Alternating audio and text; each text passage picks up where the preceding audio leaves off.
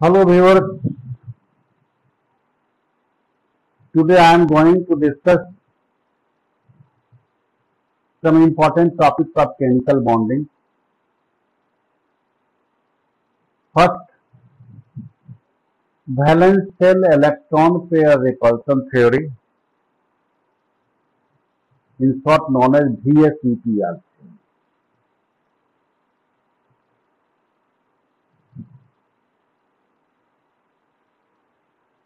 First postulate is the pair of electrons in valence shell of central atom of a molecule repel each other. So they have definite arrangement in a space for maximum distance and minimum repulsion. Atom के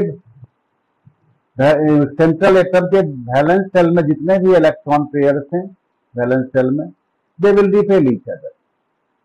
तो उनका एक ऐसा arrangement बनता है जिसके कारण उनके बीच का डिस्टेंस मैक्सिमम रहे और रिपल्सन मिनिमम रहे. So the covalent molecule has a definite rigid state. Next, each central atom of a molecule consists only equivalent bond pairs of electrons in valence shell. मतलब पूरी तरह identical bond pair of electrons. तो they cause equal repulsive force. So molecule has symmetrical geometry. जैसा कि आप देख रहे हो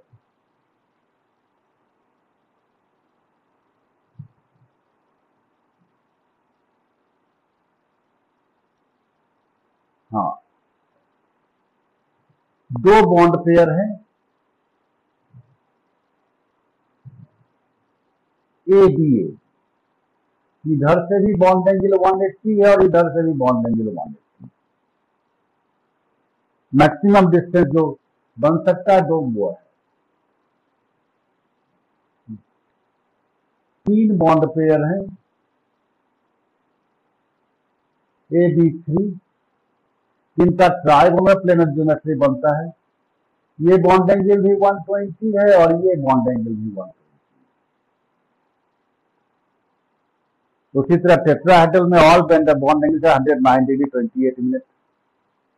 ट्राइगोनल बाइपिरामिडल में आप देख सकते हो ये प्लेन में तीन जो बॉन्ड है 120 डिग्री पर और एक ऊपर और नीचे है 90 डिग्री. मतलब ये सिमेट्रिकल से AB6 में जो ऑक्टाहेड्रल है AB7 में पेंटागोनल बाइपिरामिडल है. Now each central atom of a molecule consists both lone pair of lone pair and bond pair of electrons in valence shell. तो ध्यान दो लॉन पेयर उस एटम का 100% उस एटम में रहने वाला इलेक्ट्रॉन है और bond pair almost 50% because it is paired pair of electrons. So repulsion between lone pair is maximum, then lone pair, bond pair, then bond pair. So lone pair ज्यादा repulsion cause कर रहा है इससे ज्यादा space presence occupy कर लेगा and presence of lone pair in valence shell of central atom result decrease in bond angle. जैसे आप देख रहे हो CH4 में चारों बॉन्ड पेयर हैं, इक्विवेलेंट बॉन्ड पेयर हैं. तो identical bond angle 109 degree 28 minute. NH3 में 3 बॉन्ड पेयर के साथ एक लॉन पेयर आ गया तो लॉन पेयर ज्यादा स्पेस लेगा तो बॉन्ड एंगल डिक्रीज होकर 109.28 डिग्री से 107.4 degree.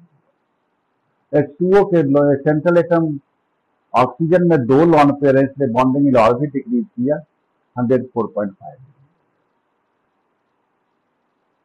A double bond pair of electrons causes stronger repulsion than single bond pair. Natural सी बात है, डबल बॉन्ड पेयर में लॉन्ग 4 इलेक्ट्रॉन्स हो गए, सिंगल बॉन्ड पेयर में 2 इलेक्ट्रॉन्स हो गए. It will cause stronger repulsion. जैसे POCl3 में ये डबल बॉन्ड पेयर है तो OPCl3 ये बॉन्ड एंगल ClPCl से ज्यादा होगा. Next bond pair repulsion is complete valence shell of central atom मतलब कंप्लीट ऑक्टेट हो सेकेंड ऑर्बिट का is stronger than incomplete valence shell of central atom octet in third orbit. जैसे देख रहे हो आप, ऑक्सीजन ऑक्टेट कंप्लीट है और आउटर मोस्ट ऑर्बिट 2 है, मतलब ये पूरा ऑर्बिट कंप्लीट है। सल्फर का ऑक्टेट आउटर मोस्ट ऑर्बिट 3 है, तो ये incomplete orbit. Third orbit 8 electron, उसकी मैक्सिमम कैपेसिटी 18 होती है, 8 इलेक्ट्रॉन से नहीं बढ़ता है। तो H2O में bond pair repulsion stronger than H2S होगा, इसलिए यहाँ लोन पेयर के कारण बॉन्ड एंगल में डिक्रीज कम का है और वो 109.5 डिग्री से घटकर 104.5 डिग्री है। जबकि सल्फर में ये बॉन्ड पेयर काफी वीक होता है, इसलिए लोन पेयर इसे काफी ज्यादा दबा देता है और बॉन्ड एंगल घटकर 92.2 डिग्री हो जाता है। अगली बात देखिए, दो मॉलिक्यूल लिया, ये सेंट्रल एटम दोनों में है, यहाँ एक एक लोन पेयर यहाँ भी है, यहाँ surrounding atom X more electronegative than A है और यहाँ surrounding atom Y more less electronegative than A. तो यहाँ bond pair of electrons are polarised towards atoms in circumference, मतलब ए में बॉन्ड पेयर की इलेक्ट्रॉन डेंसिटी डिक्रीज करेगी, तो यहाँ बॉन्ड पेयर रिपल्सन वीक होगा। और यहाँ bond pair of electrons towards central atom है, यहाँ बॉन्ड पेयर रिपल्सन स्ट्रॉन्ग होगा। तो यहाँ बॉन्ड पेयर रिपल्सन AX2 में वीक है, तो लॉन पेयर के कारण ज्यादा दबेगा, बॉन्ड एंगल में डिक्रीज ज्यादा का होगा। और यहाँ bond pair repulsion comparatively strong है, तो लॉन पेयर उसे कम दबाएगा, डिक्रीज कम का होगा। इस बेसिस पर वेरी सिंपल हम कह सकते हैं कि अगर सेंट्रल एटम का की इलेक्ट्रोनिगेटिविटी ज्यादा है तो लॉन पेयर के कारण बॉन्ड एंगल में डिक्रीज कम का होगा, मतलब एक्चुअल बॉन्ड एंगल ज्यादा होगा। और सराउंडिंग एटम की इलेक्ट्रोनिगेटिविटी ज्यादा है तो बॉन्ड एंगल यहाँ ज्यादा होगा, और सराउंडिंग की इलेक्ट्रोनिगेटिविटी ज्यादा है तो बॉन्ड पेयर वीक होगा, तो लॉन पेयर उसे ज्यादा डिक्रीज करेगा, ज्यादा दबाएगा और बॉन्ड एंगल कम होगा। तो मैं लिख रहा हूँ hence increase in electronegativity of central atom, this one, and decrease in electronegativity of atoms in surrounding. दोनों ही कारण से सेंट्रल एटम में बॉन्ड पेयर वीक होगा, इस कारण से बॉन्ड एंगल में डिक्रीज कम का होगा और बॉन्ड एंगल ज्यादा होगा। NF3 NCl3 NBr3, तो यहाँ सराउंडिंग एटम में सब ज्यादा है, मोस्ट इलेक्ट्रोनिगेटिव, यहाँ बॉन्ड एंगल सबसे कम होगा। NCl3 PCl3 HCl3। अब सेंट्रल एटम को कर रहे हैं तो नाइट्रोजन की इलेक्ट्रोनिगेटिविटी सबसे ज्यादा है, सेंट्रल एटम की ज्यादा है, तो यहाँ बॉन्ड एंगल ज्यादा होगा।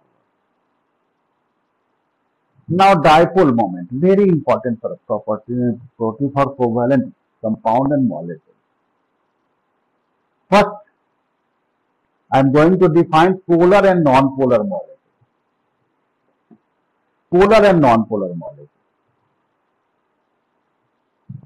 So when यहाँ देख रहे हो, center of gravity of positive charge and negative charge coincide to each other. It is a non-polar molecule. And when center of gravity of a positive charge and negative charge are at different points, it is called polar molecule. The polarity in a molecule is measured in terms of dipole moment. For diatomic molecule, dipole moment mu equal to E, charge present on the atom, and L is internuclear distance. Dipole moment is a vector quantity having direction from positive pole to negative pole, and denoted by this arrow. For ionic compound, charge present on the atom is equal to electronic charge, so E will be 1 × 10⁻⁹ coulomb or 4 × 10 ESU, charge of electron. L, almost twice of radius, so order लिख रहे हैं, in order of 10 meter or 8 centimeter. Dipole moment का unit Dibai है, ये -18 centimetre होता है, या तो -3.36 कूलम मीटर होता है। तो डाइपोल मोमेंट निकाल रहे हैं आयनिक के लिए, चार्ज ऑफ इलेक्ट्रॉन ये ले लिया, SI में काम कर रहे हैं, और डिस्टेंस L ये लिया, और इसमें हम डिवाइड में बदलने के लिए 3.6 से डिवाइड कर दिया, या सीजीएस में काम कर रहे हैं 4.8 माइनस 10 चार्ज ऑफ एटम लिया, डिस्टेंस -8 सेंटीमीटर लिया और डिवाई में बदलने के लिए तो -18 से डिवाइड किया तो ये 4.8 डिवाई आएगा। Hence for ionic compound value of mu ranges from 6 to 8 Dibai. 6 इसलिए बोला कि L का वैल्यू हमें ऑर्डर में लिए, एग्जैक्ट वैल्यू नहीं लिया, तो 6 to 8 डिवाई होगा। For covalent molecule charge present on atom is small, so value of mu is small। HF तो यहाँ इलेक्ट्रोनिगेटिविटी डिफरेंस ज्यादा हो रहा है, इसलिए चार्ज ज्यादा होगा तो लगे में, और इलेक्ट्रोनिगेटिव डिफरेंस से डायपोल मोमेंट घट रहा है। लेकिन यहाँ एक चीज याद रखने वाली बात है, CF और CCl बॉन्ड इलेक्ट्रोनिगेटिविटी डिफरेंस यहाँ ज्यादा है और इंटरन्यूक्लियर डिस्टेंस यहाँ ज्यादा है, और डायपोल मोमेंट हम दे रहे हैं E/L, तो दोनों के प्रोडक्ट के रूप में CH3Cl का डायपोल मोमेंट CF से ज्यादा हो जाता है due to longer internuclear distance. एक very important percentage of ionic character in covalent molecule, it is mu observed actual value of dipole moment by mu extracted into 100। mu extracted is calculated value of dipole moment assuming molecule 100% ionic character, मतलब charge of electron is equal to electronic charge। तो for HCl molecule dipole moment of HCl जो है actual में 1.03 डिवाई है और internuclear distance 1.27 answer है। तो mu observe ले रहे हैं 4.8 माइनस 10 इलेक्ट्रॉन का चार्ज, ये और ये 1 आंसर को सेंटीमीटर में बदल कर -18 से डिवाइड कर रहे हैं, तो 6.096 ये mu ऑफ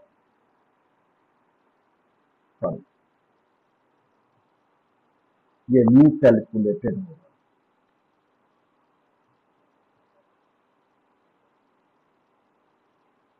mu calculated।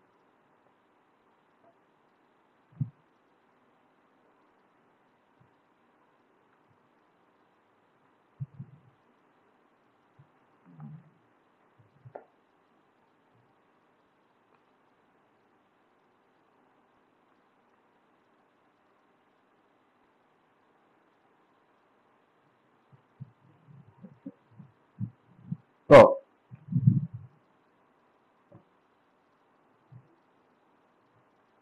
ये mu कैलकुलेटेड हुआ और mu ऑब्जर्व हुआ 1.03, तो परसेंटेज ऑफ आयनिक फैक्टर 16.9% आ रहा है। Now in a polyatomic molecule, covalent molecule, dipole moment due to pair of covalent due to polar covalent bond is called bond moment और bond dipole, and dipole moment due to lone pair of electrons is called atomic dipole. Atomic dipole में centre nucleus हुआ और circumference outer most orbit हुआ, इसे atomic dipole कहा जाता है। तो ये डायपोल मोमेंट वेक्टर क्वांटिटी है, इसलिए dipole moment of molecule is equal to resultant of all bond dipole and atomic dipole. Resultant निकालने का ये फार्मूला आपने फिजिक्स वेक्टर में पढ़ा होगा, a square plus b square प्लस 2ab cos theta root under से a और b की जगह हमने mu1 और mu2 लिया है। Dipole moment of symmetrical covalent molecule, यहां देख रहे हैं सिमेट्रिकल, तो यहां बॉन्ड मोमेंट पूरी तरह कैंसिल होगा,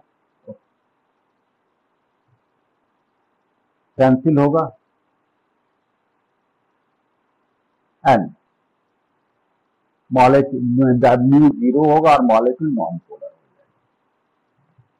जाएगा। But in case of unsymmetrical molecule, मतलब डिफरेंट टाइप्स ऑफ बॉन्ड हैं या लॉन पेयर हैं, बॉन्ड तो बॉन्ड डायपोल और एटॉमिक डायपोल कैंसिल नहीं होगा और मॉलिक्यूल डायपोल का सर्टेन वैल्यू आएगा और मॉलिक्यूल पोलर होगा। जैसे H2O में एंगुलर शेप है, दो में लॉन पेयर है, NH3 और NF3। यहां देखिए NH3 और NF3 के डायपोल में काफी ज्यादा का डिफरेंस है, जबकि NF bond more polar than NH bond होना चाहिए। लेकिन है क्या, यहां देखिए बॉन्ड डायपोल का रिजल्टेंट और एटॉमिक डायपोल दोनों सेम डायरेक्शन में है, लेकिन यहाँ बॉन्ड डायपोल का रिजल्टेंट और एटॉमिक डायपोल अपोजिट डायरेक्शन में है, इसलिए NF3 का रिजल्टेंट काफी कम हो जाता है देन NH3।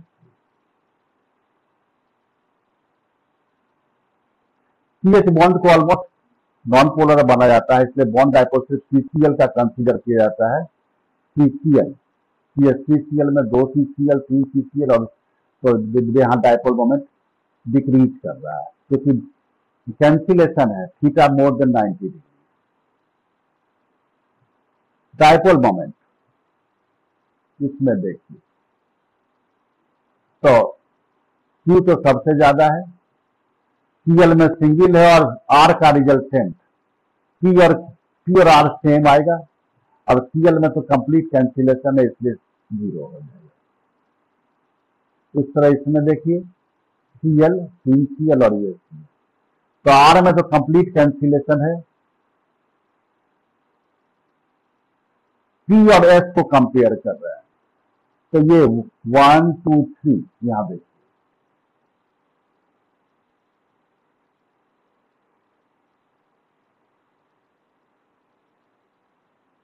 ये तो कंप्लीट कैंसिल कर रहा है, तो जो भी डायपोल मोमेंट होगा इससे इस कारण से होगा, इसलिए P और S सेम होगा, और Q मेटा है जो ऊपर में देख रहे हैं ये भी सेम होगा रिजल्टेंट, केवल R का कम होगा।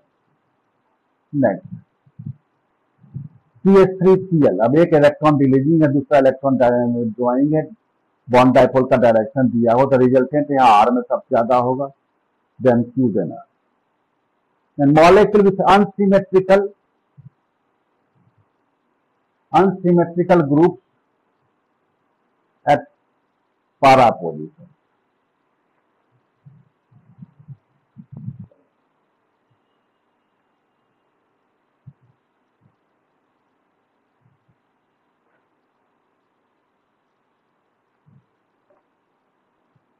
तो यहां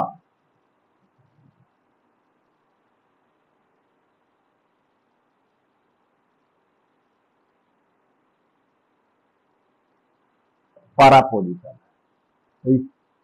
यहां जो भी डायपोल होगा ये अनसिमेट्रिकल ग्रुप के कारण होगा, इसलिए मॉलिक्यूल पोलर हो जाएगा। लेकिन ये सिमेट्रिकल ग्रुप होगा तो इस ग्रुप के कारण कोई पोलर डायपोल मोमेंट नहीं है, ये कंप्लीट कैंसिलेशन होगा और ये नॉन पोलर होगा।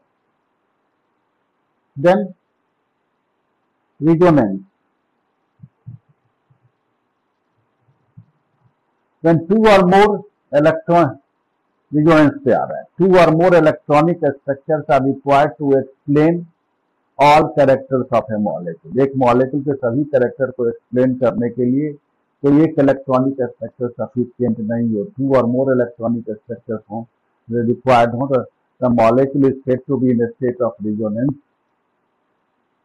and the proposed resonating structure are called proposed electronic structures are called resonating structures। जैसे देखिए बेंजीन, बेंजीन में जो दिखाया गया है यहाँ डबल बॉन्ड है, यहाँ सिंगल बॉन्ड है, डबल बॉन्ड है, सिंगल बॉन्ड है। इस बेसिस पर ये अगर बेंजीन को देखें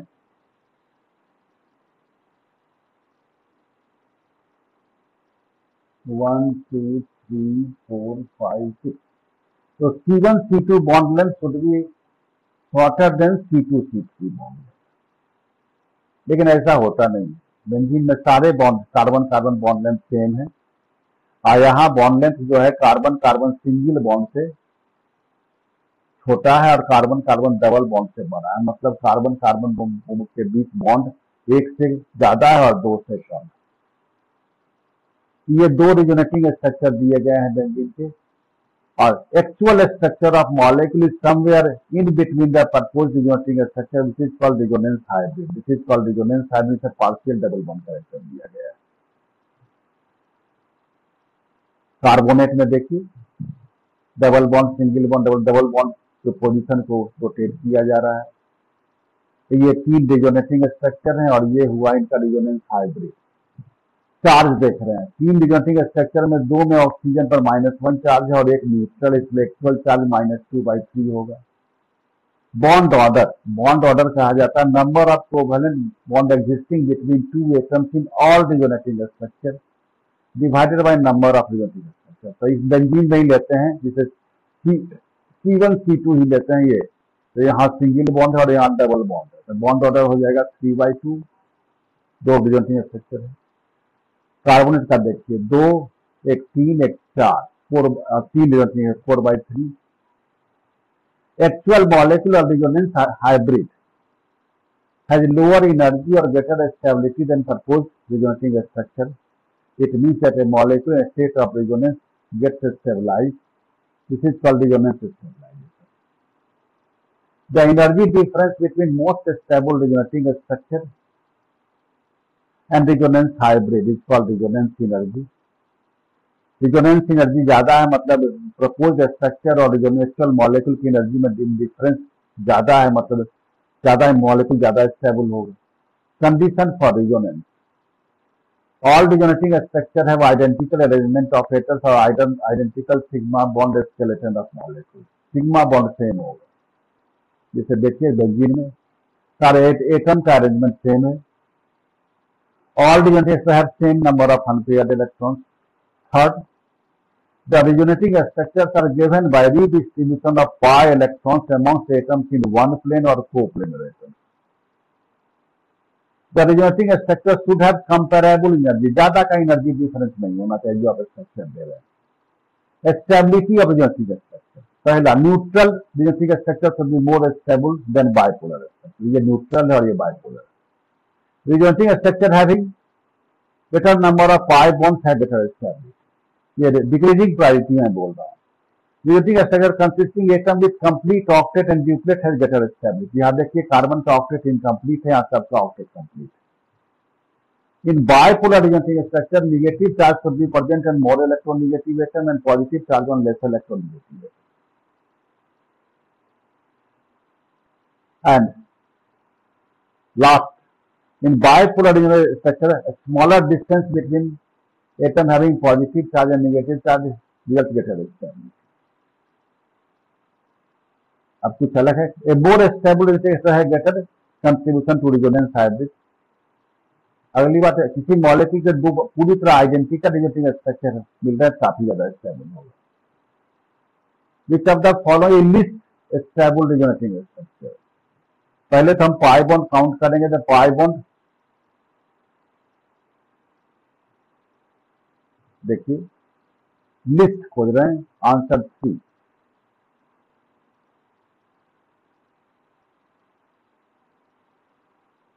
सारे बायपोलर हैं, यहाँ डिस्टेंस सबसे ज्यादा है, पॉजिटिव चार्ज और नेगेटिव चार्ज के बीच। लास्ट जो बोल रहे हैं, which of the following most stable resonating structure? इसमें तो ऑक्टेट इनकम्प्लीट है, यहाँ ऑक्टेट कंप्लीट है, यहाँ ऑक्टेट इनकम्प्लीट है, यहाँ ऑक्टेट कंप्लीट है। तो आपको इस दोनों में देखना है, यहाँ डिस्टेंस ज्यादा है, यहाँ डिस्टेंस कम है, पॉजिटिव चार्ज नेगेटिव चार्ज के बीच। चार्ज प्रेजेंट होने का PO4 3-, वही चार्ज रिजोनेटिंग स्ट्रक्चर है जिसमें एक में न्यूट्रल है, 3 में नेगेटिव है, तो -3/4 हो गया। मैक्सिमम कंट्रीब्यूशन मतलब मोस्ट स्टेबल रिजोनेटिंग स्ट्रक्चर। तो देखिए इसमें ऑक्टेट में कंप्लीट है, लेकिन यहां देखिए निगेटिव चार्ज ऑक्सीजन पर है और पॉजिटिव चार्ज कार्बन नाइट्रोजन पर है, ऑक्टेट पूरा है। Compare relative stability of resonating structure. हम देखिए यहाँ ये तो न्यूट्रल है, तो 1 तो सबसे ज्यादा होगा। उसके बाद आइए यहाँ देखिए कार्बन का ऑक्टेट इनकम्प्लीट है, तो 2 सबसे कम हो जाएगा। अब 3 और 4 में देख रहे हैं डिस्टेंस यहाँ कम है, यहाँ डिस्टेंस ज्यादा है, तो 1 के बाद 3 आ जाएगा, तब फिर 4 आएगा, तब 2 आएगा। Thank you for being with us. Subscribe my channel, press the bell icon and share with your friends.